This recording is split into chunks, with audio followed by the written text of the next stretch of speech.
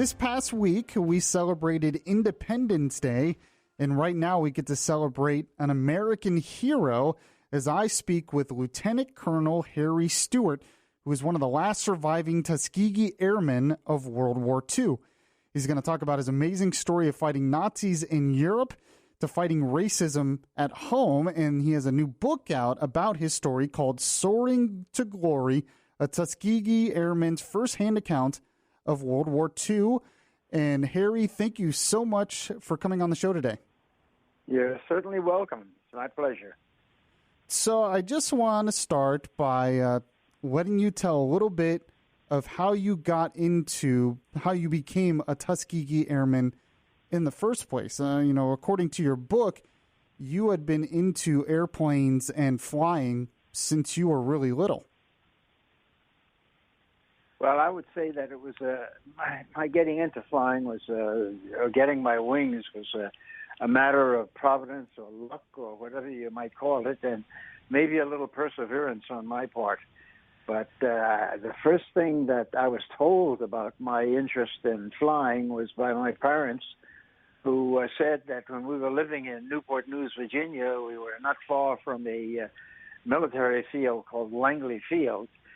They would put me out in the crib, and they told me that the planes would fly over from the Army Air Base near Newport News, where we lived, and that when the planes would come over, I would crane my head and start cooing at the aircraft there as if I had some kind of relation with them. But anyway, that was until I was 2 years old. Just after 2 years old, my parents moved to New York, and they moved to the borough of Queens, and about a mile and a half away from an airport by the name of North Beach Airport. Today, it's better known as LaGuardia Airport. But anyway, as a teenager, I would walk over to the airport, and I would just sit near the fence, near the boundary line, and watch the planes fly over and try to identify them and fantasize about my being up in the aircraft there, actually at the controls flying, even though I had never been up in an aircraft before.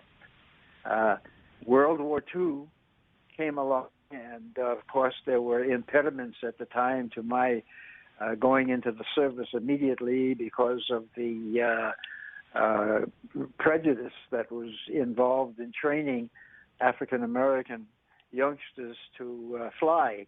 It was not until very close to the beginning of the war that the Air Corps relented as far as that policy was concerned and decided that they would provide training for young African Americans to become pilots. However, it would have to be done on a segregated basis.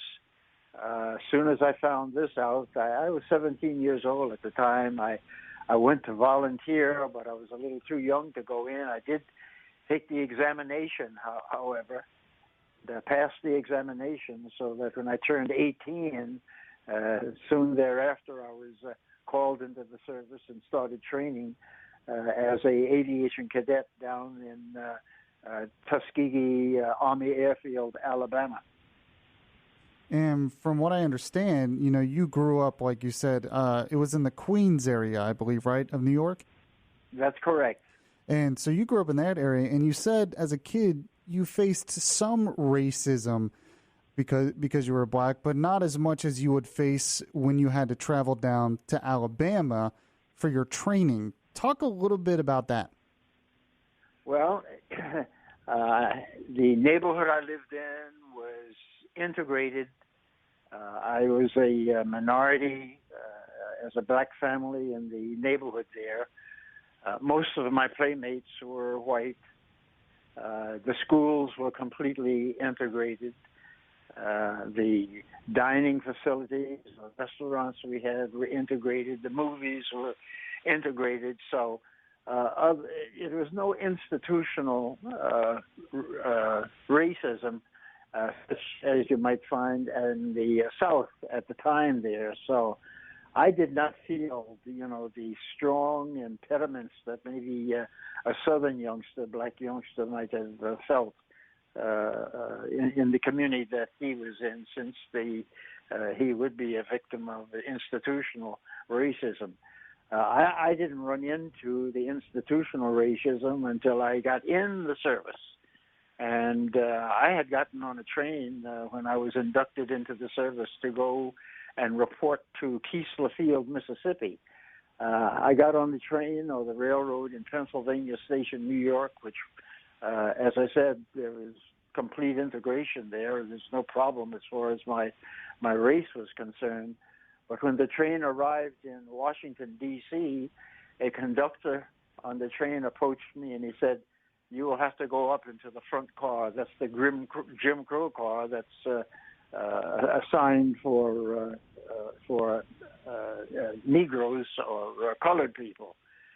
I didn't make any argument at the time because my parents told me what it would be like in going south into institutional racism. And I understand the people that were with you, though, some of the fellow officers did argue on your behalf or started to. Am I right on that? Yes, they weren't officers. They were inductees like me, and they were kids that were from my neighborhood who were traveling along with me. They were going south also, and they said to the conductor, they said to me, "Harry, we'll go up front with you." And the conductor told them, no, that's the Negro car, and you'll stay back here and go up there by himself with the other Negroes that are on the car. So right now I am talking with Lieutenant Colonel Harry Stewart. He's one of the last surviving Tuskegee Airmen of World War II, and we're talking about his amazing story. You can find out more about his story in the new book, Soaring to Glory, which is available anywhere books are available, Amazon.com, any bookstores. And Harry, so you finally get to where you were going, to Alabama for your training, and then you finally get on that plane, your first chance to kind of take the wings, so to speak, to get in the cockpit and start learning how to fly. Talk about that very first time when you were behind the controls. Well, it was very strange to me because I had never been at the controls of an aircraft before. In fact, I had never really been in an airplane before, except one occasion there at LaGuardia Airport, where this policeman let me climb into the cockpit of one of the B-10 bombers that was there. But other than that, I had never been in a plane before, and I had certainly not been at the controls as far as manipulating them was concerned. Anyway, it was completely different because I had what they call negative transfer. You know, we used to have these push carts when I was a kid. And if you remember how you built those things, you had a board 2x4 and at the end of it you would have a fulcrum with a board going across there with wheels on the end of it.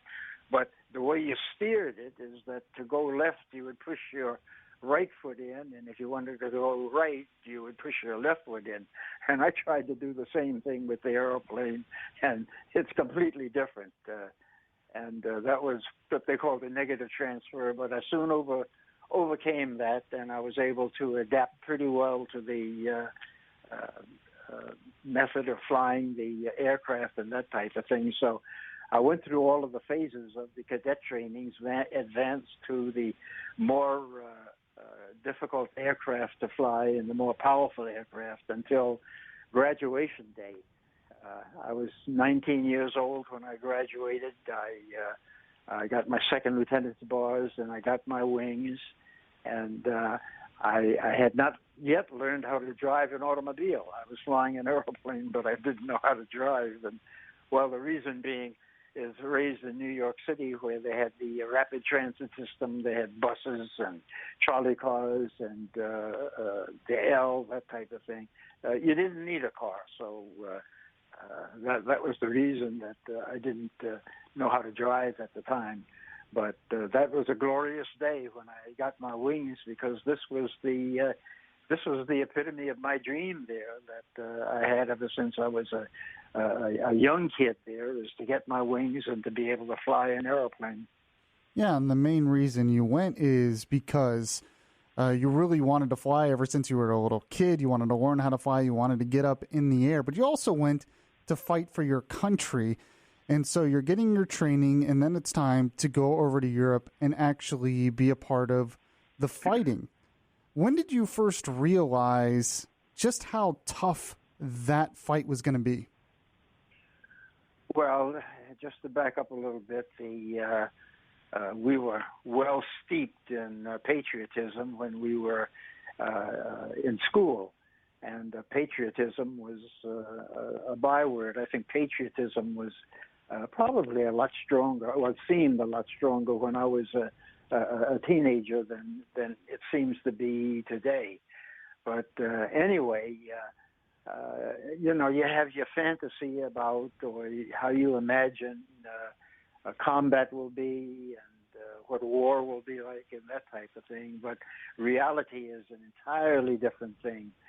So when I actually got into the reality of the combat itself, it was totally different, and it was a real eye-opener there. There were phases of combat and of flying that I enjoyed very, very, very, very much. I'm talking about those harmless phases, the idea of communing with flying, being up in the air, seeing the earth from a totally different perspective than you would see from the ground there. But then there were other times that there were the horror stories there, and these are times when the bullets were flying and the flak was bursting and planes were exploding and that type of thing. So the war was a mixture of things. It was a mixture of my enjoying the flying there, but there was also the horrors of war, which I would hope I'd never see again.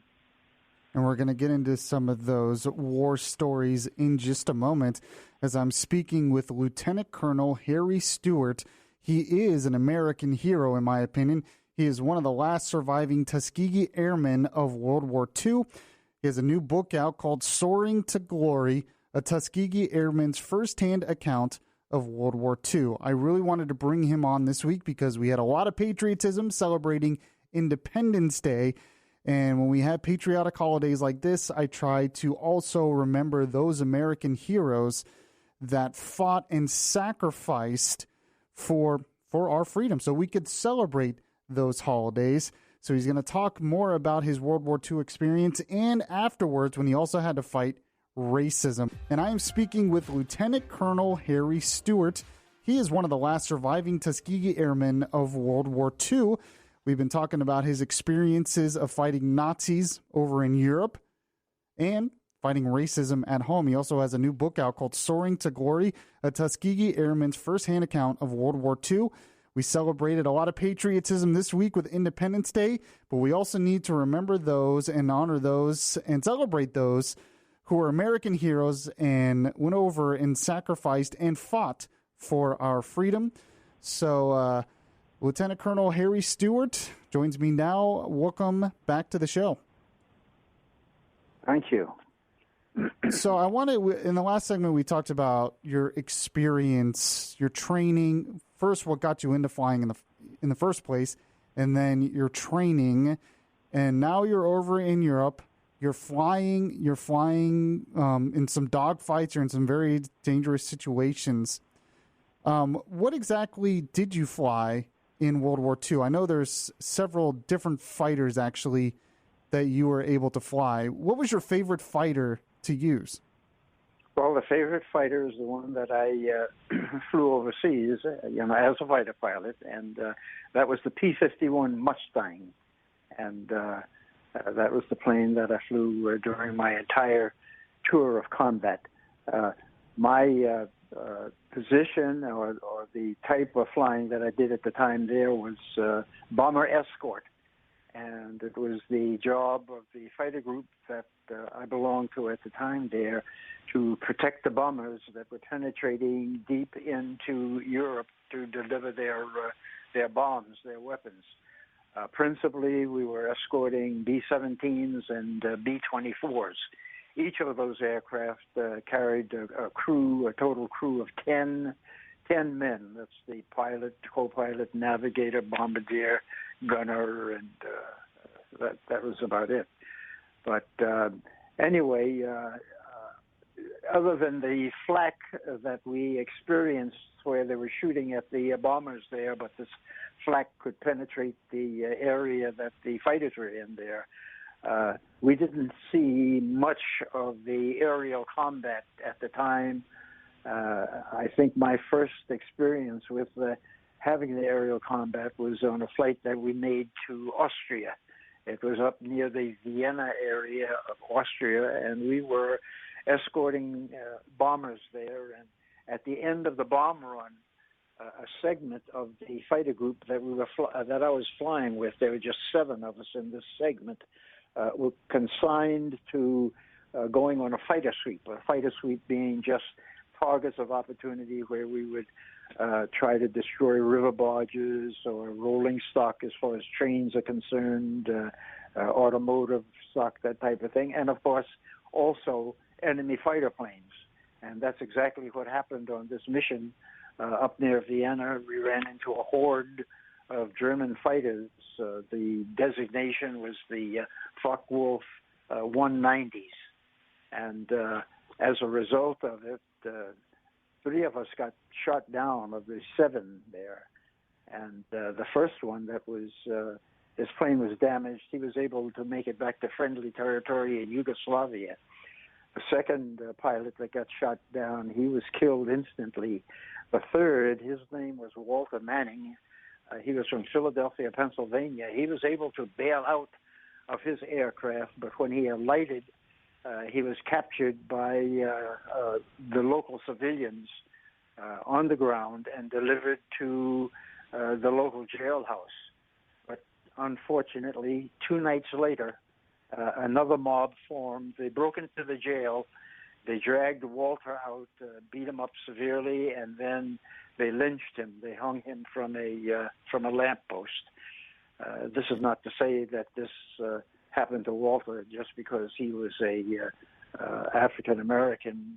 This happened to a number of the air crew that bailed out in enemy territory there, and sometimes that was when civilians took control and their emotions were running so high because of the immediate losses that they had there, and they would summarily execute some of these aircrew members that managed to crash land or parachute into their territory. Yeah, and then I understand was it that mission as well that you eventually received a reward or an award because you shot down 3 different fighters, German fighters? That's correct. In that skirmish that we had there, I had the individual fighting of the enemy aircraft that were in my vicinity there. To be factual about it, I shot down 2 of them. The third one was on my tail, and I thought that that third plane had me dead to rights. I thought that I was going to be killed there, but he over-controlled the expression that the pilots used there and crashed into the ground, and I was given credit for his demise at the time there. So hence they gave me the total credit of 3 aircraft there, and I was given the Distinguished Flying Cross. What did that feel like when you were given that medal? Oh, there was a sense of pride, and accomplishment there, and it seems as though I was just rewarded for the training that I was getting at the time, and it was just treasured, I guess, as anyone would be in any type of contest that they're in, where they win a prize, in that the outcome of that contest that they're having. So talk a little bit about your experience after the war. What was your life like directly after the war? Did you stay as an airman, or what did you do next? No, I stayed in for a total of close to 7 years. Got out of the service in January of 1950. When I returned to civilian life, I found out that the same prejudices that were evident or in effect when I went into the service were the same as they were when I came out of the service. The first thing that I did, or soon after I left the service there, realized that I had all of these hours that I had gained in the air and could credit them to my experience. I went to two airliners that were in New York, their offices in New York, and I went to apply.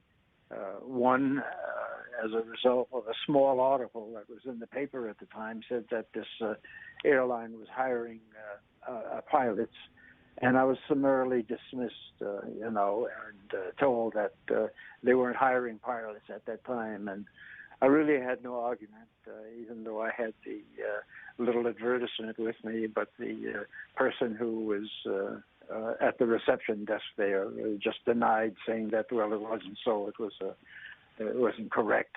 The second airline I went to, it seems as though the president, or not the president, but the manager of personnel overheard my asking for an application and wanting to fly, and my being told that they're not hiring any Negro or African American pilots. And I guess he felt as though he wanted to explain himself and justify the airline's position at that time there. And he said, just imagine yourself as you're a passenger on the plane there, and you're sitting ready for the plane to take off, and this black pilot walks down the aisle and gets into the cockpit and starts taking the plane off.